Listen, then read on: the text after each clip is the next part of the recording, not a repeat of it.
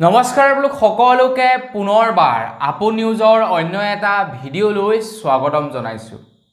কেন্দ্ৰ চৰকাৰৰ ফালৰ পৰা ঘোষণা কৰিছে এটা খুবেই ভাল খবৰ শ্ৰমিকসকলৰ কাৰণে, যিসকল শ্ৰমিকে নেকি দৈনিক হাজিৰা কৰি খায়, দৈনিক কাম কৰি খায়, তো সেই সকল শ্ৰমিকৰ কাৰণে কেন্দ্ৰ চৰকাৰৰ ফালৰ পৰা এটা ভাল খবৰ ঘোষণা কৰিছে।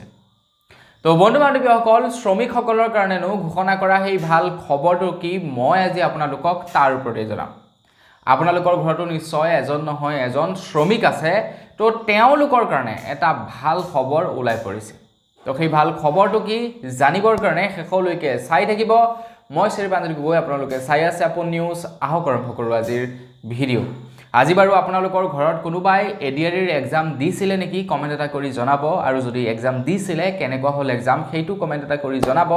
আৰু আজিৰ যিখন নেকি প্ৰশ্ন কাকত, মানে আজি যিখন নেকি পেপাৰ, সেইখন বিৰাটেই কঠোৰ, বিৰাটেই কঠিন আহিছে প্ৰশ্নবিলাক।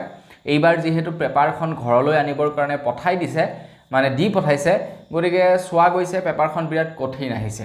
আৰু যি কি নহওক, আগবাঢ়িছোঁ খবৰটোৰ ফালে। বস্তুৰ দাম দিনক দিনে বাঢ়ি গৈ আছে, ইটোৰ পাছত সিটো বস্তুৰ দাম বাঢ়ি গৈ আছে, কিন্তু এটা বস্তুৰ দাম বঢ়া নাই, সেইটো হৈছে শ্ৰমিকসকলৰ দৈনিক মজুৰি। আজিৰ পৰা 2 বছৰৰ পূৰ্বে শ্ৰমিকসকলে দিন হাজিৰা কৰি যিটো দৰমহা পাইছিলে, যিটো পইচা পাইছিলে, আজিও সেইসকল শ্ৰমিকে একেই পইচাতেই কাম কৰি থাকিব লগা হৈছে। শ্ৰমিকসকলৰতো কোনো ধৰণৰ পইচা পাতি বৃদ্ধি হোৱা নাই। কিন্তু তাৰ বিপৰীতে যদি আমি বস্তু বাহনিৰ দামবিলাকৰ কথা চাবলৈ যাওঁ, তেনে বস্তু বাহনিৰ দাম সঘনাই বৃদ্ধি পাইছে, বাঢ়ি গৈ আছে। বৰ্তমান এজন মিস্ত্ৰীয়ে 500 টকা, এজন যোগালীয়ে 300ৰ পৰা 400 টকা লাভ কৰে। গতিকে তেনেস্থলত 500 টকা এটালৈ যদি দিনটো ওলাই যোৱা যায়, বজাৰ কৰোঁতে 500 টকাটো আদায় হৈ যায় ঘৰখন চলিবৰ কাৰণে। গতিকে তেনেকুৱা অৱস্থাত এজন শ্ৰমিকে কাম বন কৰি ঘৰখন চলায়, ল'ৰা ছোৱালী পোহপালন দি ঘৰ দুৱাৰ বনোৱাৰ কথা তেওঁলোকে চিন্তাই কৰিব নোৱাৰে। তো বন্ধু বান্ধৱীসকল, এতিয়া কেন্দ্ৰ চৰকাৰৰ ফালৰ পৰা শ্ৰমিকসকলৰ দৈনিক মজুৰি বৃদ্ধি কৰি দিয়া হৈছে। এতিয়াৰে পৰা শ্ৰমিকসকলৰ দৈনিক মজুৰি বৃদ্ধি কৰিব লাগিব। যিমানবিলাক নেকি ধৰি লওক কণ্ট্ৰেক্টৰ আছে বা যোনে কাম লগাব, তো তেওঁলোকে দৈনিক মজুৰি বৃদ্ধি কৰি দিব লাগিব বুলি জনাইছে। এতিয়া কিমান দৈনিক মজুৰি, তো তাৰ বাবে কেন্দ্ৰ চৰকাৰৰ ফালৰ পৰা ন্যূনতম দৈনিক মজুৰি বান্ধি দিছে, আৰু সেই অনুসৰিয়ে দৈনিক মজুৰি দিব লাগিব দৈনিক কাম কৰা শ্ৰমিকসকল।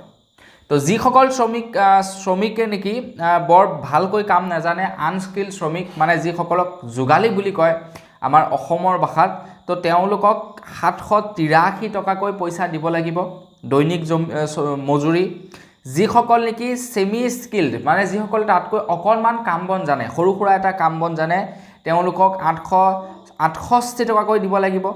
যিসকল নেকি মিস্ত্ৰী বুলি কোৱা হয়, মানে হাই স্কিল, তেওঁলোকে চব কাম বন কৰিব জানে, তেওঁলোকক 954 টকাকৈ দিব লাগিব, এইটো ন্যূনতম মজুৰি।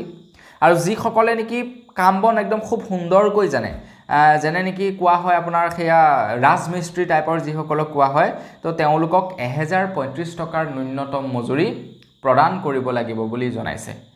তো বন্ধু বান্ধৱীসকল, যিসকল শ্ৰমিক আছে, তো শ্ৰমিকসকলৰ কাৰণে এই ন্যূনতম মজুৰি কেন্দ্ৰ চৰকাৰৰ ফালৰ পৰা বান্ধি দিছে, আৰু 1 অক্টোবৰ তাৰিখৰ পৰা এই দাম দৈনিক মজুৰি প্ৰযোজ্য হ'ব বুলি জনাইছে। তো আপোনালোকৰ ঘৰতো নিশ্চয় দৈনিক হাজিৰা কৰা শ্ৰমিক আছে, দৈনিক কাম কাজ কৰা শ্ৰমিক আছে, তো তেওঁলোকৰ কাৰণে এইটো এটা খুবেই ভাল খবৰ বুলি মই ভাবোঁ। তো আজিৰ ভিডিঅ' জনাবলগীয়া খবৰটো ইমানেই আছিলে। খবৰটো জানি কেনেকুৱা লাগিলে কমেণ্ট কৰি জনাব। যদি ভাল লাগিলে লাইক এটা কৰিব, চেনেল যদি ছাবস্ক্ৰাইবটো কৰি ল'ব। পুনৰ এটা ভিডিঅ' লগ পোৱাৰ আশা থাকিলে বিদায় মাগিছোঁ। ধন্যবাদ। জয় অসম।